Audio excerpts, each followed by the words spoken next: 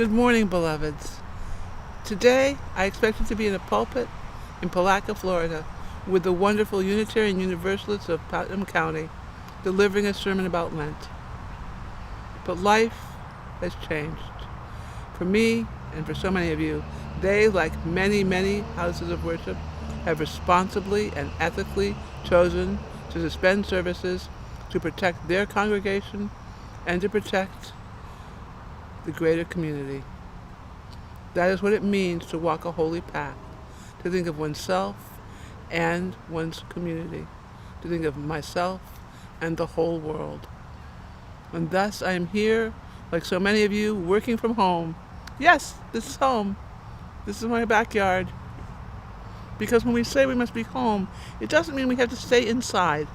That's really important. Get out into the sun. Take a walk with your dog. Take a walk if you don't have a dog. Social distancing is really important. Take a walk 6 feet away from anybody else. But breathe in the air provided by all the green and give thanks for this. It is so very, very important. Be in the sun as it rises, as it sets, knowing that we're all reflected light. That's where we are now. We're reflected light, and we must reflect it back to each and every one we see. Yes, this is a service about Lent. The original title of this sermon was Reclaiming Lent, and I was told by people that maybe I needed to change my topic. Maybe I needed to have a topic that was more timely and more important. And I thought about it for a moment.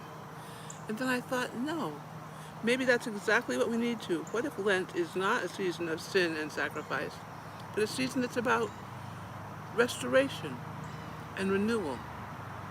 Because I think that's what it really is. Lent comes from the word for spring, time when the earth prepares to bring herself forward once again, renewed. It's also mud season. Yuck. Yay. No mud, no lotuses.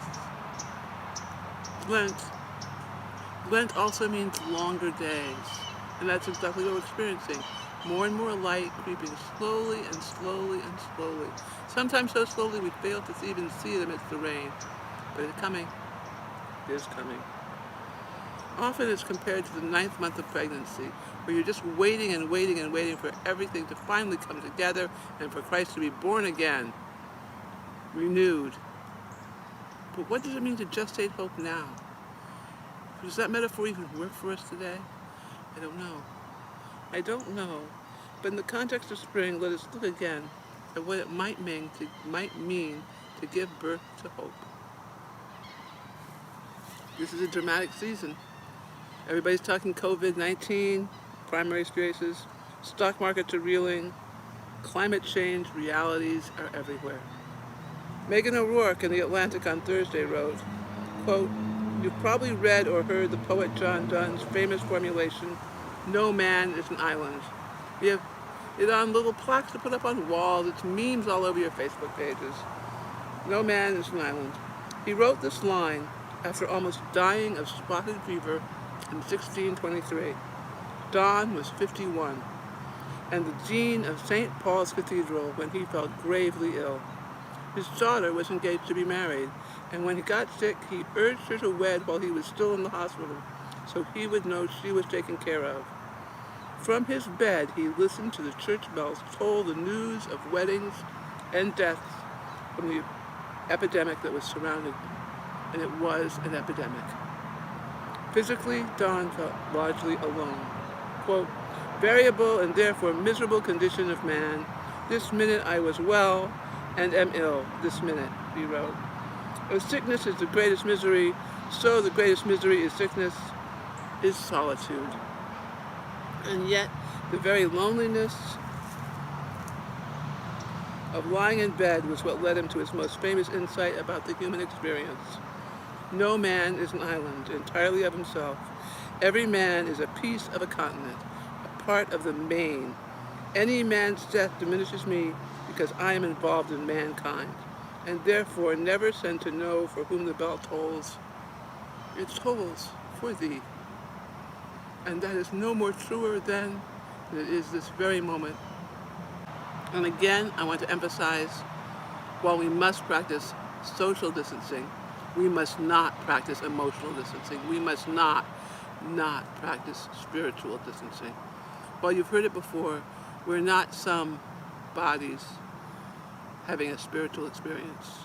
We are spirits having an embodied experience. And nothing could be truer about that than now. We must take care of each other always. So, why Lent? Why am I still here? Why does some ancient Christian holiday practice have to teach us in this moment? Well, as an interfaith, interspiritual minister, I really wanted to bring these things together in this coming light. I wanted to explore it, and so I have. These are dark times, but they are times where we're growing into the light, even if we can't see it. These are dark times, we're told, by voices all around us. Some of them by humans, some by the media. Oh, they're humans. Some by other species.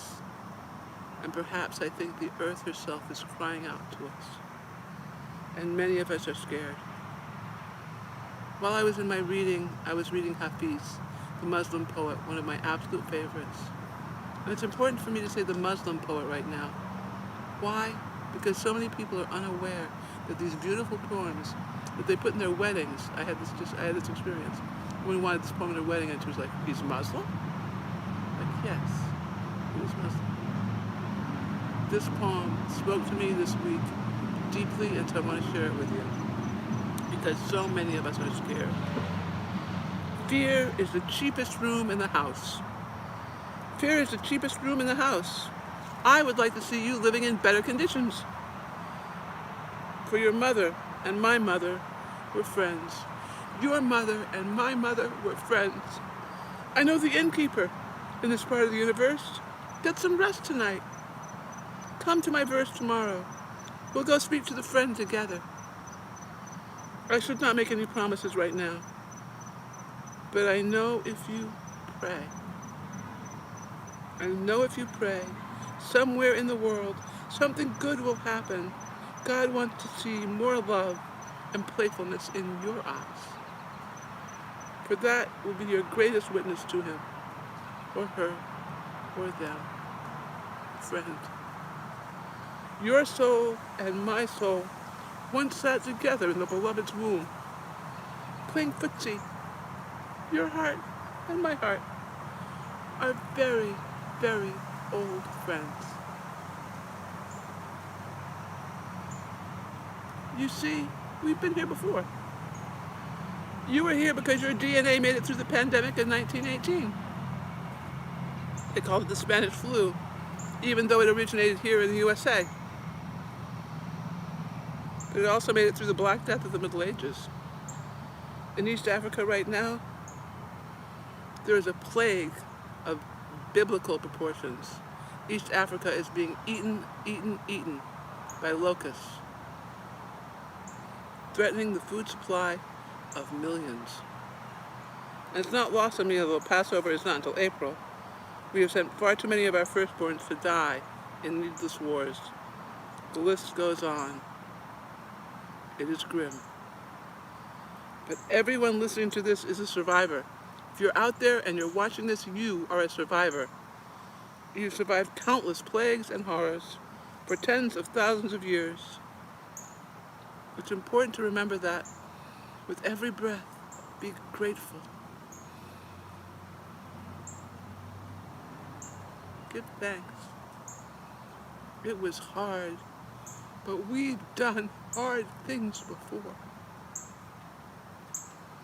Reverend Dr. Lynn Unger, Unitarian Minister for the Church of the Larger Fellowship, wrote this beautiful poem this week, and I want to share it.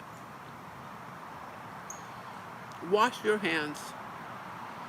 We are humans relearning to wash our hands. Washing our hands is an act of love. Washing our hands is an act of care. Washing our hands is an act that pulls the hypervigilant body at ease. Washing our hands helps us return to ourselves by washing away that which does not serve. Wash your hands like you're washing the only teacup left by your great-grandmother, carried across the ocean, like you are washing the hair of the beloved who is dying.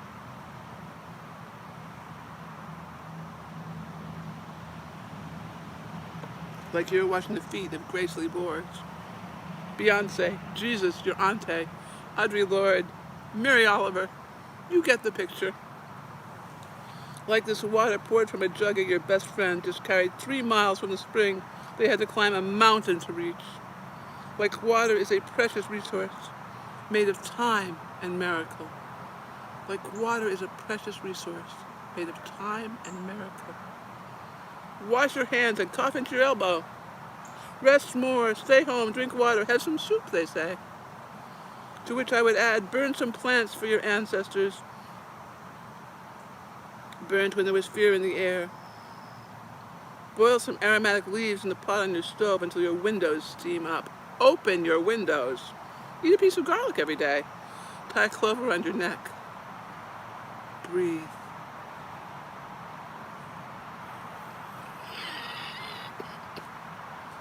My friends, it has always been true, these things.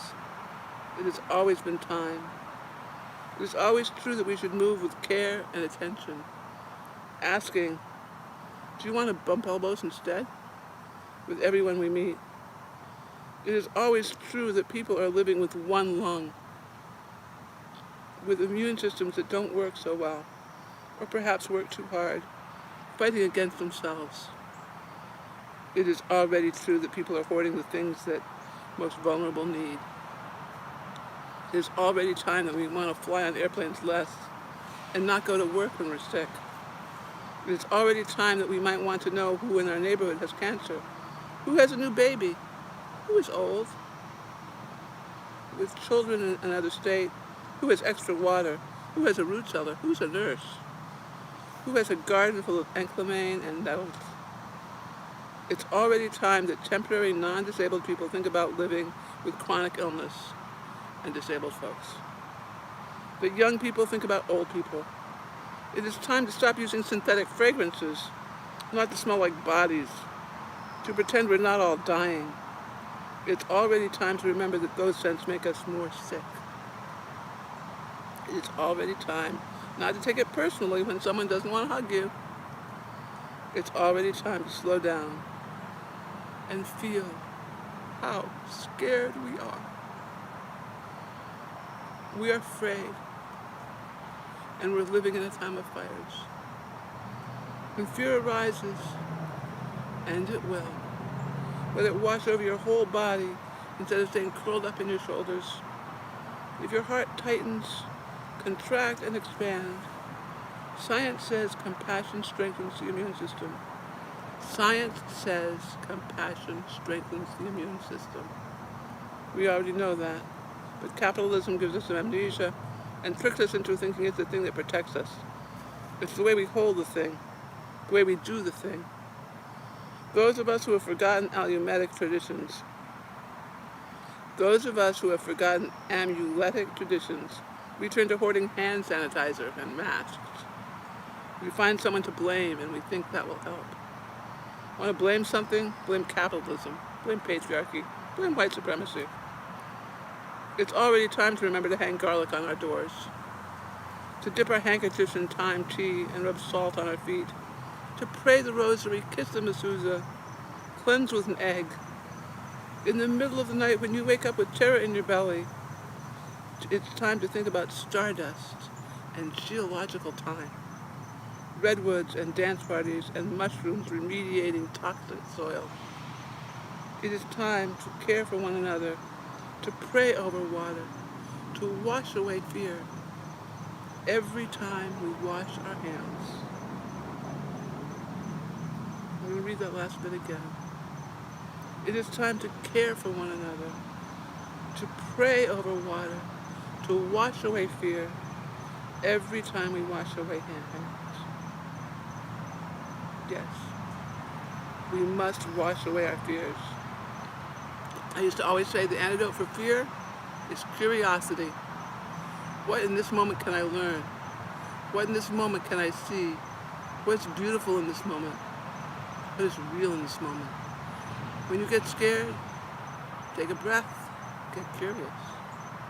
To be able to see clearly that love surrounds us in all ways.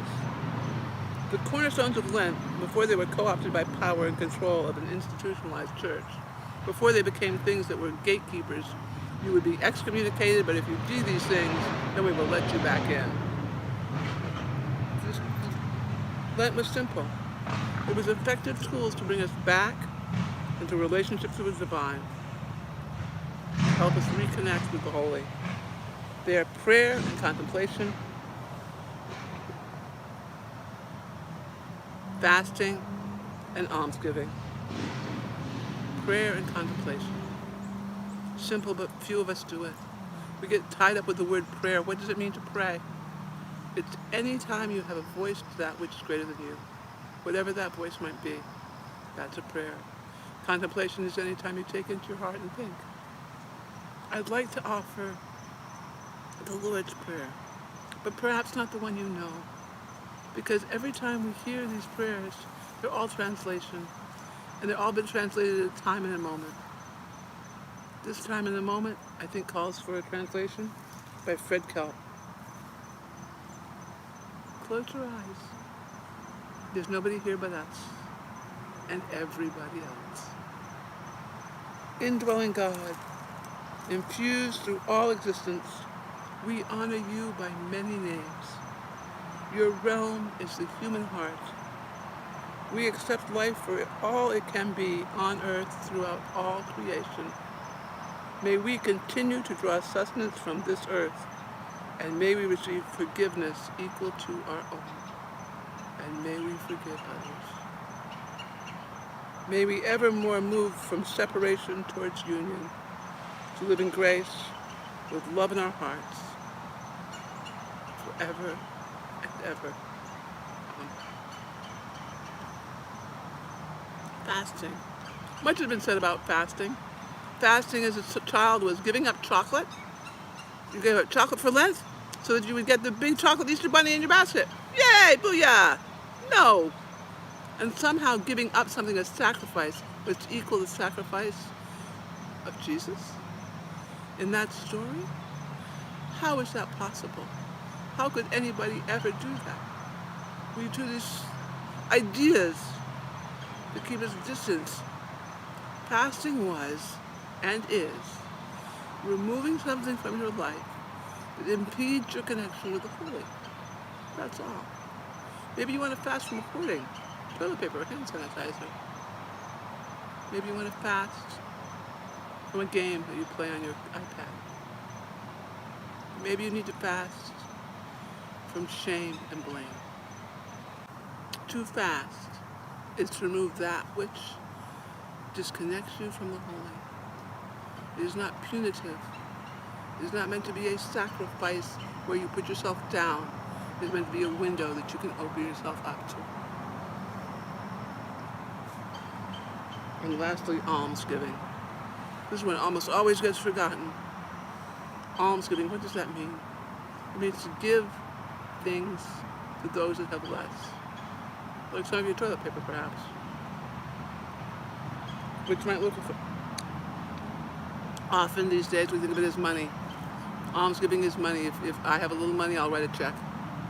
And I will have given something, I will be good. That's one version. But it also might look like checking on a neighbor and seeing, do they need someone to go to the store for them because they're too compromised to go? That is service is almsgiving. It also might mean to remember the churches that are all gone dark. There's no one collecting the collection plates. You might want to remember that so that everybody who is in your wheel can also continue doing the service that they're doing. What does almsgiving mean to you? That's something to sit with. What does it look like? What do you need? What can you do without? What can you give to someone that might need it? Maybe it's all those pairs of pants that you can't fit into anymore. Why do you still have them? Give them away. Someone else would fit into them. It looks like different things, but it's a moment in time to look at almsgiving. Those three cornerstones, I believe, can help us through these days. Lent starts with Ash Wednesday, where the ashes are taken of the last palms from the year before, mixed with dust, to remind us that we are embodied, we are human. It's not out there It's a ritual that's very practical. It says, we are human, we are dust, we are clay, we are ashes, and we're going to return, and that is us. And that is beautiful. Then Unger wrote a poem on the 11th that I want to read. When we come into these times like these, poets, we are filled with words that spill out over our pages that need to be heard as wide as possible. I think this is one of them, called Pandemic. What if you thought of it as the Jews considered the Sabbath, the most sacred of times? Cease from travel, cease from buying and selling. Give up, just for now, on trying to make the world different than it is. Sing, pray, touch only those to whom you commit your life. Center down. And when your body has become still, reach out with your heart. Know that we are connected in ways that are terrifying and beautiful. Who could deny it now? Know that our lives are in each other's hands. Surely that has come clear. Do not reach out with your hands. Reach out with your heart. Reach out with your words. Reach out with all the tendrils of compassion that move invisibly where we cannot touch. Promise this world your love, for better or worse, in sickness and in health, so long as we all shall live. And that is our charge. That is our charge today, this Lent, to contemplate, to pray, to be still, to wash our hands, to release fear, and to love. Compassion truly is palliative. It boosts our immune systems, but it also helps heal our world. Go out, sit in the sun. Watch as spring comes forth again. Yes, it's mud season. No mud, no lotus. Oh, beloveds, I love you. I would say I miss you, but you were there. You were here. And so am I. Blessed be.